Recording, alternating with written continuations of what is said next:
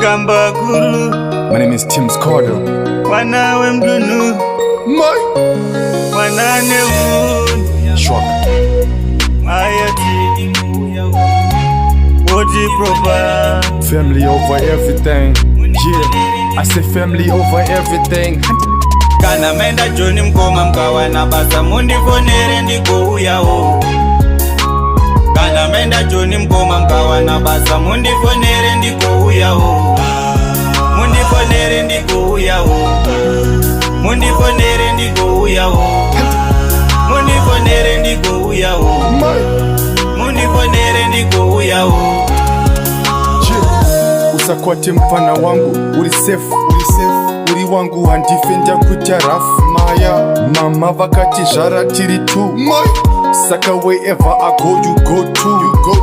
Uri safe vari sei vamwe hapana toita mushandira pamwe kuno kubo zvese bo kana ndakuti chiuya usati no.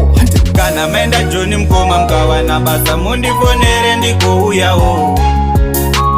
Kana menda Johnny mkoma mkawa na basa mundi fonere ndiko uyao.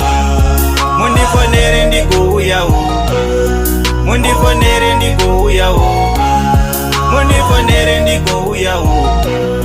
Mundi fonere ndiko uyao. Inga paya takawirirana kuti kana masvika mari yangu muchaitumira. Mozvisiva mari yo ndakaishandira. Ndaishanda kufudza mombe. Mama kuno iko zvino ari kurwara. Muzimbabwe muchisina chemahara. Zvotoda private hospital. Vachasvika here pakuparara. Kana menda Johnny mkoma mkawa na basa mundi fonere ndiko uyao. Kana menda Johnny mkoma mkawa na basa mundi fonere ndiko uyao. Mundi fonere ndiko uyao. Mundi fonere ndiko uyao. Mundi fonere ndiko uyao. Mundi fonere ndiko uyao.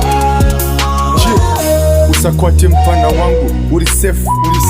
Uri wangu handifenda kuta rafu maya. Mama vakati jara tiri tu saka wherever I go you go to.